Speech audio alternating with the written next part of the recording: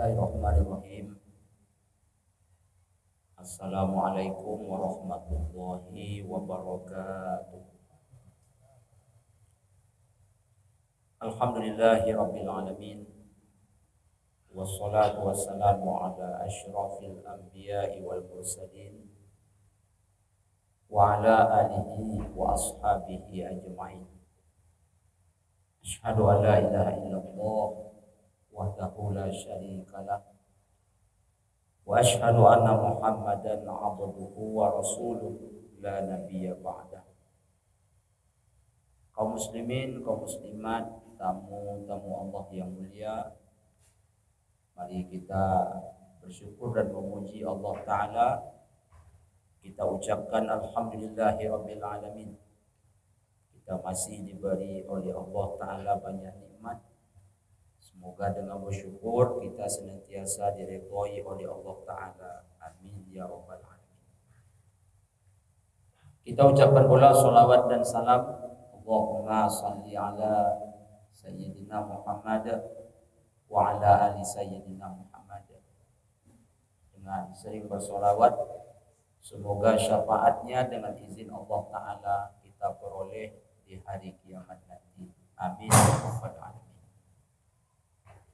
Kaum muslimin, kaum muslimat, tamu-tamu Allah yang mulia, ada kesempatan yang insyaallah berlimpah barokah hari ini. Kita sambung kaji kita seminggu yang lalu, membahas tentang kisah-kisah para sahabat.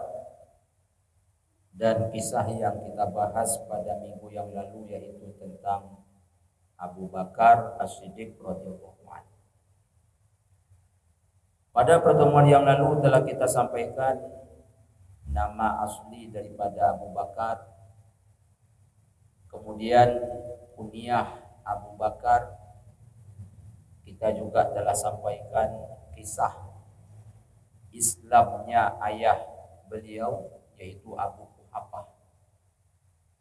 Maka pada kesempatan ini kita akan bahas lanjutan dari kisah Abu Bakar tersebut. Jemaah tamu-tamu Allah yang mulia,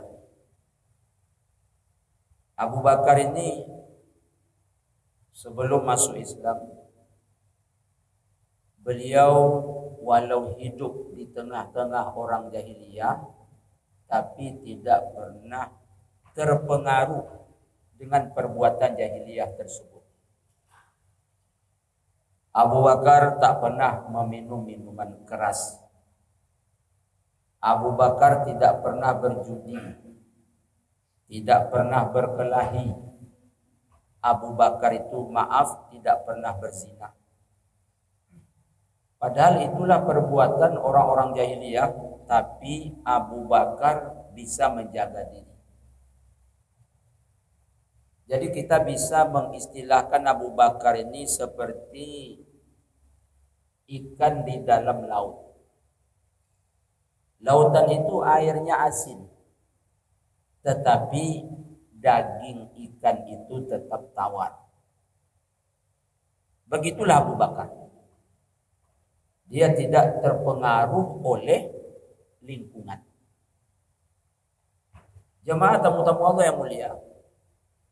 Kemudian Abu Bakar itu sebelum masuk Islam, dia sering duduk bersama tokoh-tokoh penganut agama Hanif. Apa maksud agama Hanif ini? Agama yang diwariskan oleh Nabi Ibrahim alaihissalam. Itu disebut dengan Hanif. Jadi Abu Bakar As-Siddiq radhiyallahu anhu sering duduk dengan tokoh-tokoh penganut agama Hanif ini. Di antaranya dengan siapa? Waraqah bin Naufal. Itulah teman duduk Abu Bakar. Cuma kaum muslimin, kaum muslimat yang berbahagia, Waraqah bin Naufal dengan tokoh-tokoh yang lain tidak mendakwahkan agama Hanif ini. Sehingga apa yang terjadi? Agama Hanif yang dulu dibawa oleh Nabi Ibrahim alaihissalam tenggelam oleh karena kemusyrikan. Dan ketika itu Abu Bakar khawatir mereka-mereka ini sudah tua. Tentu tak lama lagi mereka akan tutup usia. Sementara agama Hanif ini tidak mereka dakwahkan. Maka apa pula pelajaran yang dapat kita petik? Abu Bakar ini ketika dia belum masuk Islam mempunyai teman-teman yang luar biasa. Maka teman-teman ini besar pengaruhnya buat kehidupan kita. Maka Rasulullah SAW pernah berpesan. Apa kata baginda Rasulullah SAW? Almaru ala dini khalili falyanzur ahadukum mayukhalil. Kata Rasulullah, seseorang itu tergantung kepada agama temannya.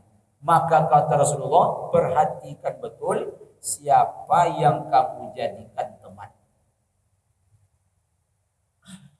Jadi kalau teman kita itu orang candu narkoba, paling tidak jenis-jenis narkoba itu kita tahu. Kalau teman kita pencandu narkoba, maka kaum muslimin, kaum muslimat, berapa harga narkoba itu kita tahu. Dan tak menutup kemungkinan pada suatu saat kita akan mengkonsumsinya, mungkin akan menjadi bandarnya. Ini pelajaran yang dapat kita ambil dari Abu Bakar As-Siddiq radhiyallahu anhu. Dia tak pernah terpengaruh oleh cara-cara kehidupan orang jahiliyah dan dia bergaul dengan orang-orang yang mempunyai akhlak yang bagus ketika sebelum masuk Islam. Kaum muslimin, kaum muslimat yang berbahagia. Kemudian setelah agama Hanif ini tenggelam, yang muncul ke permukaan adalah kemusyrikan, dan mereka-mereka para tokoh ini sudah tua. Lalu Abu Bakar mencari sosok yang lain. Siapa itu? Nabi Muhammad SAW.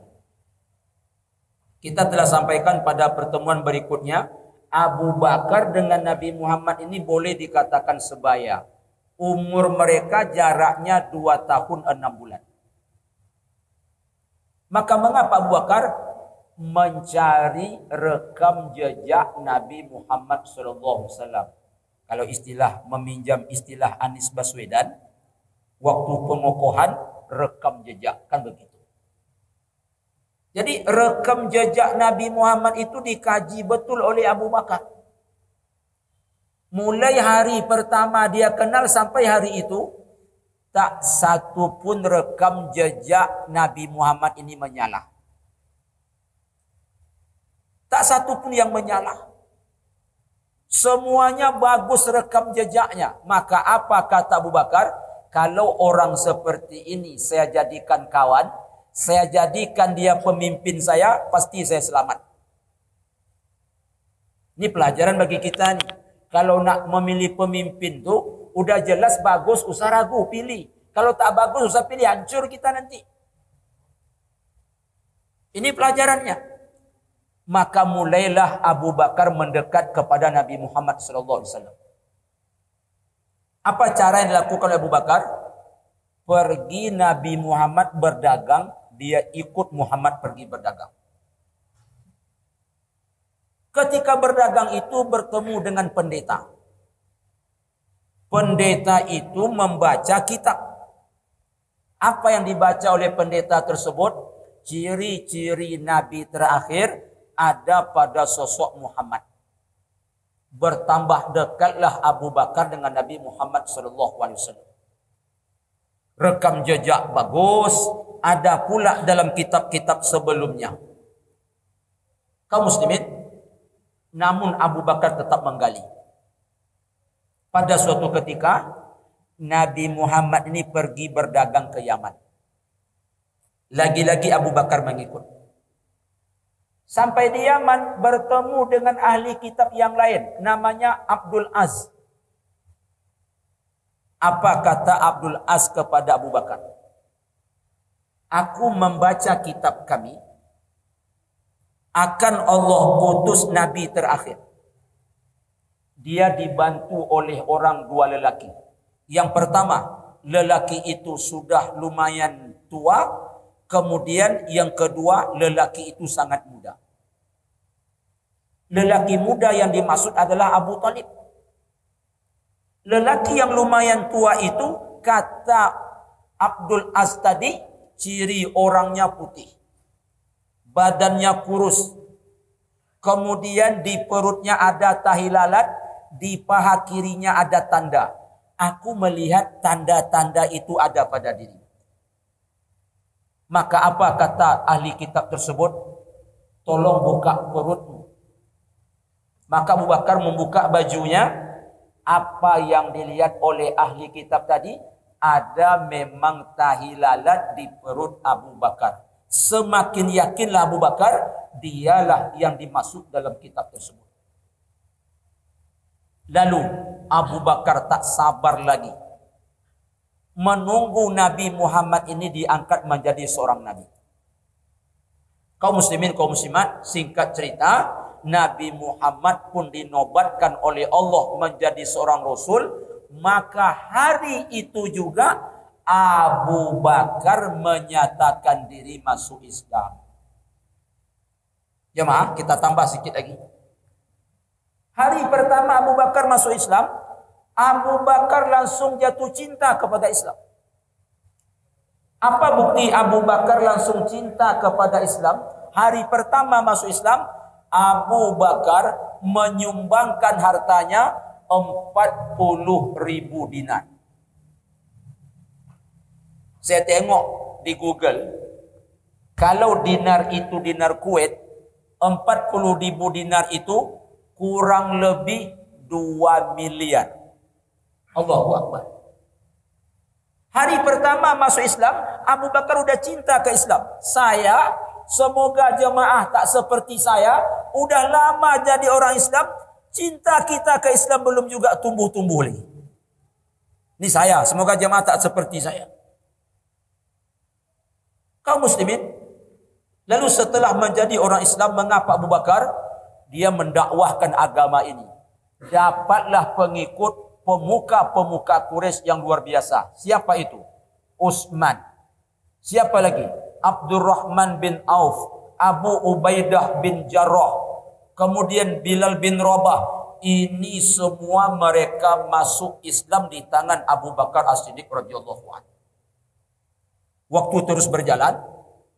Singkat cerita kaum muslimin kaum muslimat yang berbahagia, sampailah pengikut Islam ketika itu 38 orang jumlah. Apa kata Abu Bakar kepada Rasulullah? Ya Rasulullah, mari kita dakwahkan Islam ini secara terang-terangan. Rasulullah masih berpikir, jangan dulu Abu Bakar, tunggu jumlah kita lebih banyak. Kata Abu Bakar, jangan tunggu-tunggu ya Rasulullah. Maka karena atas permintaan Abu Bakar, Rasul pun menyiarkan Islam secara terang-terangan. Bersamaan dengan itu turun ayat fasda bima tu'mar. Maka mengapa orang kafir Quraisy menggebuk Abu Bakar? Ini gara-gara Abu Bakar nih Muhammad berani menyiarkan agama. Maka mengapa mereka menggebuk Abu Bakar? Itu di sekujur tubuh Abu Bakar darah semua. Datanglah kabilah Taim. Kabilah Taim ini kabilah Abu Bakar. Diangkat Abu Bakar, diletakkan dalam sebuah rumah. Mereka mengira Abu Bakar itu akan menemui ajal. Tak nampak lagi bentuk aslinya. Tiba-tiba Abu Bakar siuman. Apa yang paling pertama dia tanyakan? Bagaimana kabar Muhammad? Geramlah kabilah Taim tadi. Akhirnya disumpahnya Abu Bakar. Kalau bahasa kita ni, dia macam nak mati lagi. Awak dah tolong dia, bukan dia terima kasih. Muhammad ditanyanya dulu. Akhirnya mereka marah-marah sama Abu Bakar. Lalu datanglah ibunya. Siapa nama ibu Abu Bakar? Ummul Khair gelarnya. Diangkatlah Abu Bakar tadi oleh ibunya, lalu diberikan oleh ibunya makan. Apa kata Abu Bakar? Wahai ibunda, saya tidak akan memakan makanan ini sebelum saya menemui Nabi Muhammad SAW. Diboponglah oleh ibunya Abu Bakar ni menemui Nabi. Setelah dia bertemu Nabi, baru hatinya senang. Apa kata Abu Bakar? Ya Rasulullah, demi ayah kau dan ibuku sebagai tebusannya, apapun kulakukan demi agama ini, apapun kukorbankan untuk menolongmu ya Rasulullah. Alhamdulillah, lukaku sedikit saja, tidak ada apa-apa. Padahal Abu Bakar itu bermandikan darah. Lalu apa kata Abu Bakar? Ini ibuku ya Rasulullah, tolong doakan agar dia juga masuk Islam. Rasul mendoakan ibunya Ummul Khair, tak lama setelah itu Ummul Khair pun masuk Islam. Begitulah kaum muslimin, sejarah Abu Bakar masuk ke dalam agama Islam. Beliau ini sangat luar biasa, saking luar biasanya beliau adalah umat Muhammad nomor 1 terbaik, sahabat nomor 1 terbaik. Bahkan Rasul pernah mengatakan, andai iman Abu Bakar itu ditimbang, lalu ditimbang pula iman seluruh umat ini, tetap lebih kuat dan lebih berat imannya Abu Bakar As-Siddiq radhiyallahu anhu. Maka untuk itu bagaimana kisah selanjutnya? Kalau Allah izinkan umur panjang, Senin depan kita bertemu, kita akan masih bersama Abu Bakar As-Siddiq radhiyallahu anhu. Untuk hari ini mungkin sampai di sini. Semoga yang sedikit ini ada manfaat dan menjadi pelajaran buat kita semua. Amin ya rabbal alamin. Kita tutup dengan doa kafaratul majelis. Subhanakallahumma rabbana wa bihamdika asyhadu an la ilaha illa anta astaghfiruka wa atubu ilaik. Billahi taufiq wal hidayah. Wassalamualaikum warahmatullahi wabarakatuh.